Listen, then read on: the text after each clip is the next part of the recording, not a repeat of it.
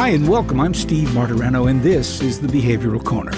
You're invited to hang with us as we discuss the ways we live today, the choices we make, the things we do, and how they affect our health and well-being. So you're on the corner, the Behavioral Corner. Please hang around a while. Hi, everybody. Welcome again to the Behavioral Corner, the podcast that is, it's about everything because everything winds up affecting our behavioral health. It's all brought to us with the financial cooperation of our underwriters, Retreat Behavioral Health, and we've got some messages about them down the road. Today, we're going to take a look at something we've touched upon in the past, many times in the past, something that, while near to most of us, is certainly not dear to us, and that is adversity. We all have our share of adversity. Today, we're going to be helped seriously in not so much merely facing adversity, but embracing it. At least that's what our guest, Dr. Cindy Howard, is here to explain to us. Dr. Cindy is, off the bat, a board-certified chiropractic internist, as well as a nutritionist. She is the author of a forthcoming memoir entitled Positively Altered, Finding Happiness in the Bottom of a Chemo Bag, and you should look for that. That'll be coming along. Dr. Cindy, thanks for joining us on the corner. Oh, it's great to be here. Thanks for having me. So let's begin to see if my premise is correct. It's possible to not merely face adversity, but as you put it, embrace it, right? Absolutely. We can't avoid it. It's going to come if it hasn't already. And I'm sure it has for probably everybody listening in one way or another. And I think the true gift is acknowledging the fact that it's going to show up and figuring out how to walk through it and get on the other side of it and find the gifts in it. And while I'm sure that you'll bring to bear your background, your medical background, when answering some of these questions, but we should begin at the beginning. And I think the defining challenge you faced with regard to adversity was a cancer diagnosis, correct? Correct. So almost 9 years ago, I woke up one day with two lovely bumps sticking out of my neck, wondering what those could possibly be. And sometimes being a physician, that's awfully dangerous, right? Because we know a little too much sometimes, maybe sometimes not enough. But I was concerned and I didn't feel sick. And I was waiting for the illness to pop in to explain the lymph nodes that were protruding from my neck. Well, that never really happened. So, to abbreviate the story, I wound up sending myself for some blood work and some scans and eventually led to the diagnosis of Hodgkin's lymphoma. And it was that diagnosis that can be either very scary in a good way or very scary in a bad way. And I chose the good path. Did you choose that because of your medical background, or did you choose that because that's the nature, that's your nature? What do you think? I think both. I think the medical background was really important because I knew there were certain things that I could do. And I was very confident in that ability to overcome a diagnosis. We do that every day in the practice. We help people get on the other side of those things. So I'm grateful for that background. But I also think it really was attitude. There's a lot of physicians that walk down the rabbit hole in a very negative way when it happens to us. And it's very easy to be up for other people, but when it comes to yourself, sometimes that can be a bit more challenging. So taking the self-prescribed advice of, looking at things in a positive manner and trying to find the upside was really important for me to get through this. Yeah, let's talk about that because it's easier said than done. Some people, by their very nature, see the glass as half full. Others, of course, half empty. If you find yourself on that, I like to call them crepe hanger side. If you are by nature a black drapes person, right, and you're given a cancer diagnosis, right, your immediate attention is going to be drawn to the dark side, right? Right. But we have to remember you can open the drapes. So any analogy you give, right, we can turn that around and we can leave them closed or we can open them up. And I'm going to tell all of you, sometimes the glass isn't even half full. It needs to be like 90% full, right? We need to get there in order to really lift ourselves out of something that can be very doom and gloom. Now, that being said, it's not all roses all the time, right? I do believe that we're allowed to have those sort of self-pity moments. Why me? How come? And ask those questions. But I think if we relate those back to the dark drapes, as you say it, they need to stay closed for a very short period of time, and then we need to open them for the rest. How important is it for you and for us in general to first recognize what kind of person we are? I mean, here is this thing that's occurred. Okay, you have cancer. Like I said, your tension is grabbed. How important is it? I mean, yeah, you're mobilized immediately, or ought to be, but how important is it to first go, okay, what kind of person am I? How do I handle this? Did you go through that? You seem like an action-oriented person. I am, and maybe not so much for me, because the adversity had hit me even before the diagnosis. I was going through a horrible divorce. My mother was diagnosed with terminal cancer. We just lost, our dog to pancreatic cancer. I mean, like, it was just, I was falling down the stairs, two at a time. So I think with my own diagnosis, I was kind of ready to take it on.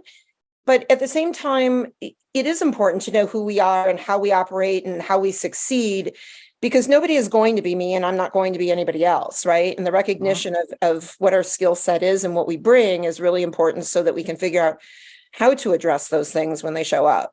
Yeah, you mentioned that cancer made an absolutely outrageous number of visits to your life.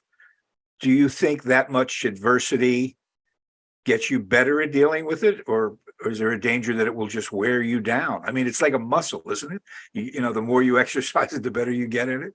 Right. And I guess I would look at it that way. If adversity keeps throwing itself at your front door, maybe there's a reason. Maybe that's to teach us that there's a better way to walk through, and we keep getting those challenges over and over until we get it right. And I guess that's how I look at things, right? Is it maybe I didn't learn the lesson the first time around, so I got another shot at it.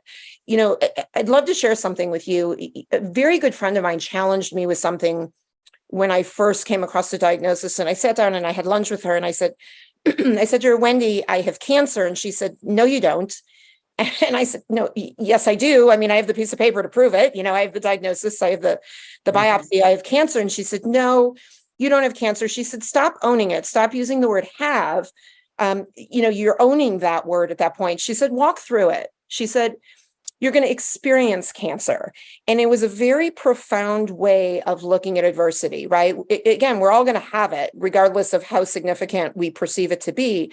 But if we choose to walk through it rather than have it, it was a very different perspective for me. And that's what really helped me, was the words. I didn't want to give the words the power that sometimes we give them.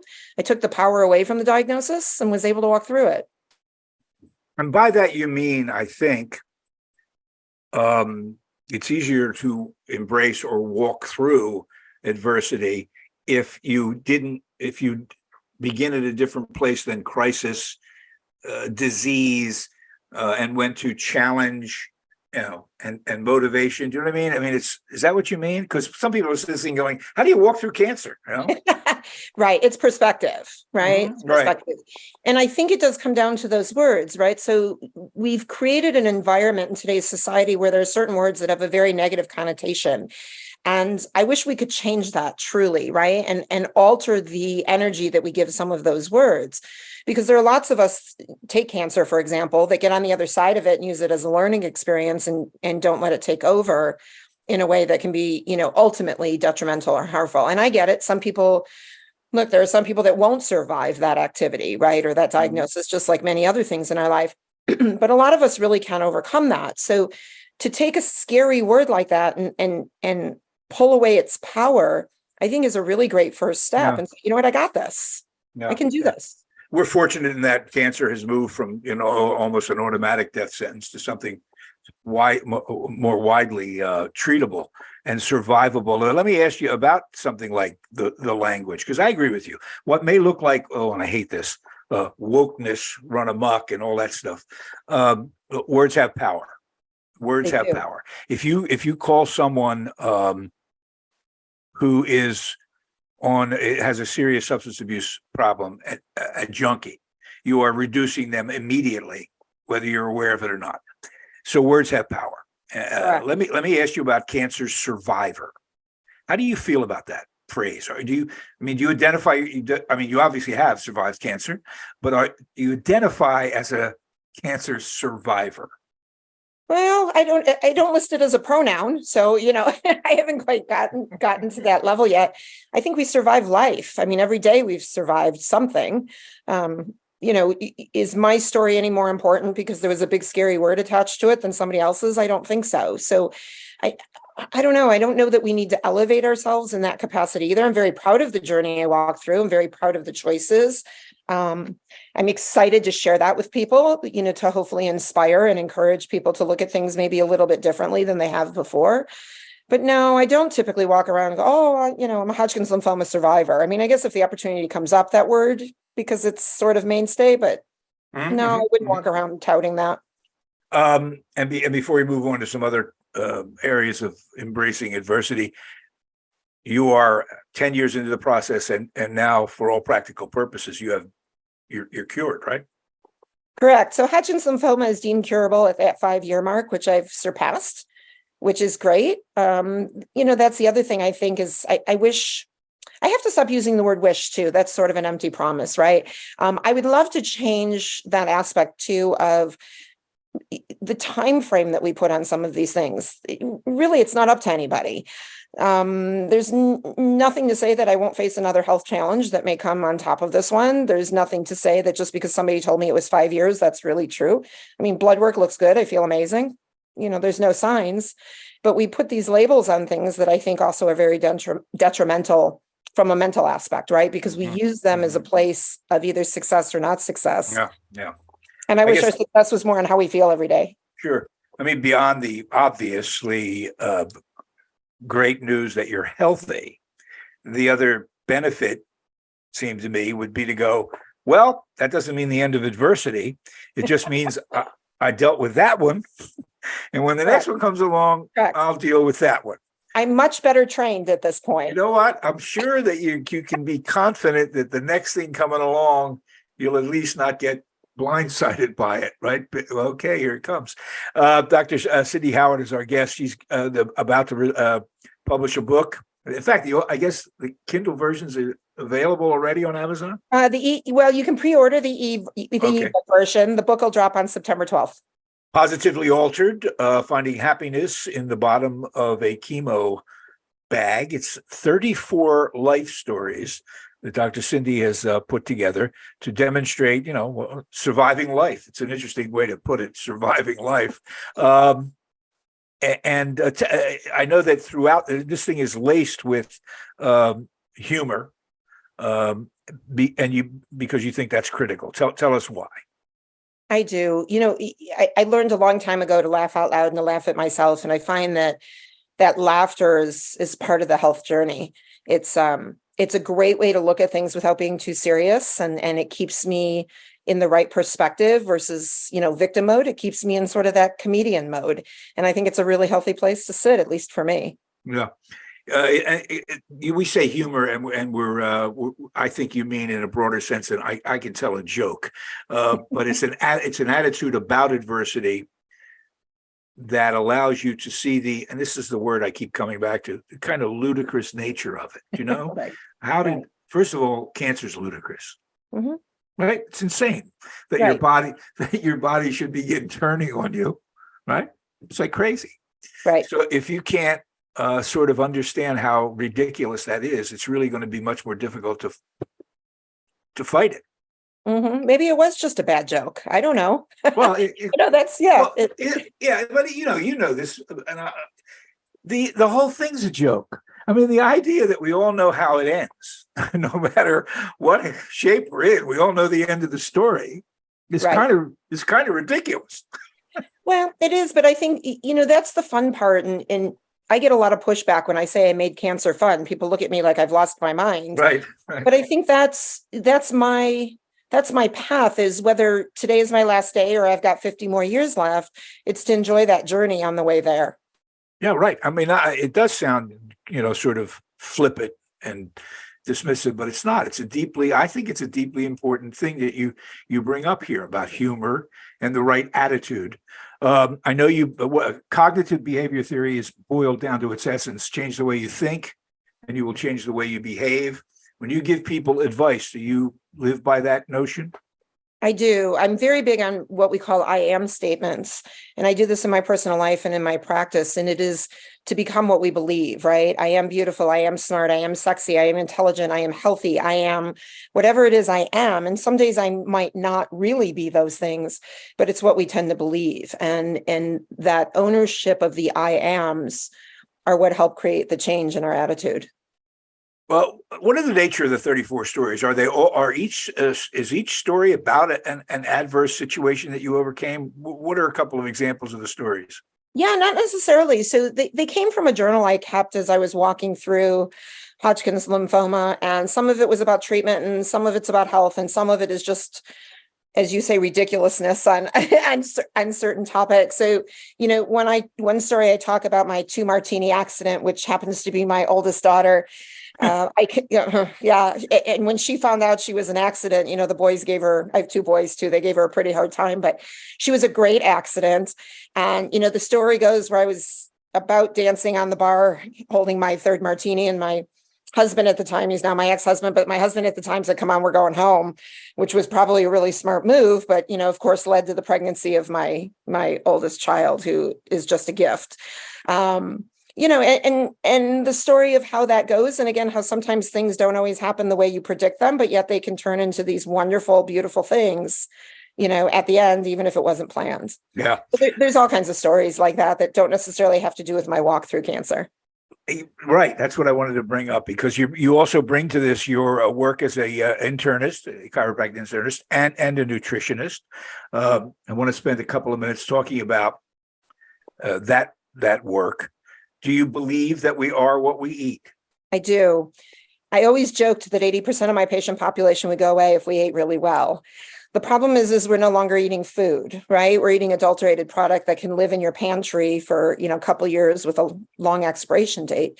And we start to feed ourselves chemicals and additives and food that was really altered in some way, shape, or form. The body has to learn how to handle that. And over time, it's an assault. So, if at the age of 2, you assaulted yourself enough, the body's really strong enough to combat that. But when we start entering our 30s, 40s, 80s, 90s, depending on who you are, eventually the body gives up and things start to change and we lose the battle. So we've got to take care of that environment, and food is the number one place to start. Yeah, that's a great point to bring up at this point about the body changing over the years, and recognizing that it's the long way around talking about aging. And we do it. That aging is if adversity is a real thing, there's a short adversity, the length of time it takes you to overcome a specific thing. And then there's the long con. And the long adversity con is we're all getting older. We are. So how do you, in embracing the idea of aging and recognizing your body, you talk about eating well. What are some other daily things we can do, not to fight off old age, but to manage it? Right. We can't fight it. We're going to do it. I haven't figured out yet how to stop that process. I think they're trying. Oh no, there's a way to intelligence, but so there's a way to stop. There's a way of stopping aging, and most of those people are dead. But right. Okay, that fair point. Fair point. Yeah. I think there's a lot of things we can do, right? But I do think one of it is, it starts with our mental activity. And that is where people say, oh, well, I'm getting older, so I just have to accept it. I actually think that's the number one mistake. I do think we change as we get older. That doesn't mean we have to accept the changes. We can do something to facilitate, right, an ulterior path. And then there's the standard, answers you hear all over the place. You've got to get adequate sleep, and you have to do some really good intentional breathing. And I think you should drink water and not monster drinks and coffee and all of those other beverages that we truly don't need, right? And it's relationships. It's really nourishing that time during the day to have valuable relationships. And it's some of those basic things that if we walk through every single day, at the end of the day, we go, wow, I really made some great choices. I had a lot of fun doing it. I feel great, with those aspects of our day. And I think that can combat that sort of feeling of, wow, we're just really getting older and deteriorating.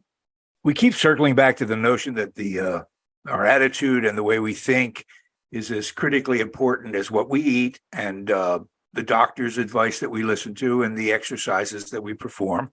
and that's all true. But all that process begins in making the decision to do all that stuff, right? It is a conscious decision, right? To wake up your day and start over. I have a practice that I follow, which I actually really love and has served me very well. And that is at night when I lay down and I go to sleep, I kind of just give a cursory review of my day. And sometimes that's 10 seconds and sometimes it's, a long time. And I think, how did I do? And what I love about that exercise is at the end of the day, if I'm really happy with my choices, I close my eyes, I go to sleep, I get a good night's sleep. And if I think back and I go, wow, I really made a wrong decision here, I said something I shouldn't have said to somebody there. The beauty of that is I wake up the next day and I've, get to do it all over again. And maybe there's an apology to give or a different choice to make. And it's like a restart every day. We get a do-over. And that's a beautiful thing too, to change, even if we don't get it perfect. And this last point about aging and accepting that and managing it, because can be adversarial. It is. The phenomenon that I believe to be widespread is people of a certain age who, no matter how they actually feel, I'm achy in the morning, or I can't play tennis anymore. Most of us still go, I don't feel this. I mean, in my head, I don't feel this old. It's an amazing phenomenon. Shows how strong the mind is, right? It is. And then I think we have to turn around and just build the team to help us with those things that we feel are getting in our way. Because there's always something that can be done. You just never stop looking. Cindy Howard, let me finally ask you this, because how could we not talk about the pandemic in terms of adversity for years, and we're still at the lingering stages of the effects of the pandemic. Are you comfortable giving us, and I mean the people that, in your experience and what you've observed, a grade for at the end of the day how well you think as a society we handled this incredible adversity? Wow. As a society, see, you set me up here for a little bit of, challenge, because, my first thought is an F, because I think there are definitely things that we could have done a whole lot better. Mm-hmm. But I do think that there are a lot of us within that society that actually got an A. And I think that, we worked on relationships and we challenged ourselves to maybe work a little harder on ourselves. And we looked at the things that maybe we could do better. So, excuse me, I think there were 2 grades to be given depending on who you are. I hate to lump all of society into that failure category. What I love, though, about the failure category is I think it's a great opportunity to figure out what we needed to learn from it, because history repeats itself. And you know what? We're going to do it again somewhere, somehow, some way. And hopefully those of us that realize we failed in certain aspects will look at that as an opportunity to do it differently. Well, if you'd like more sort of ammunition to prepare yourself for the next thing, whatever it is, you could do no worse than Dr. Cindy Howard. We thank her for her time. Her book coming out is called Positively Altered: Finding Happiness in the Bottom of a Chemo Bag. Cindy has some great YouTube videos. Just Google her name, Dr. Cindy Howard. You'll see her talk more about nutrition and stuff like that. And what's the website? DrCindySpeaks.com. So DrCindy Howard, HOWARD, speaks at, I'm sorry, no Howard. I was giving you a combo of 2 websites. Let's do that again. DrCindySpeaks.com. Okay. See what happens when you start talking about adversity? You get the website wrong, right? You wind up getting the website. Get it right. But yeah, check it out. You can follow me and subscribe to the newsletter, see what's going on in my world. Thanks again, Cindy. We appreciate your time and hope to have you back on the corner real soon. Would love that. Thank you. Take care, y'all, as well. Don't forget, you know how to do it. Like us, follow us, chase us, review us. Just don't ignore us. The Behavioral Corner. We'll catch you next time.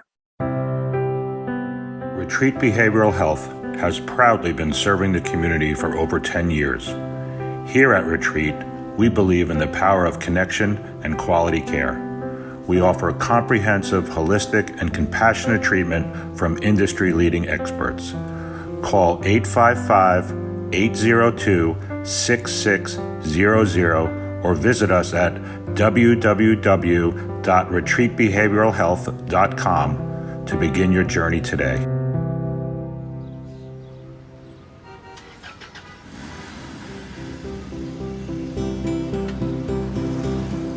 That's it for now.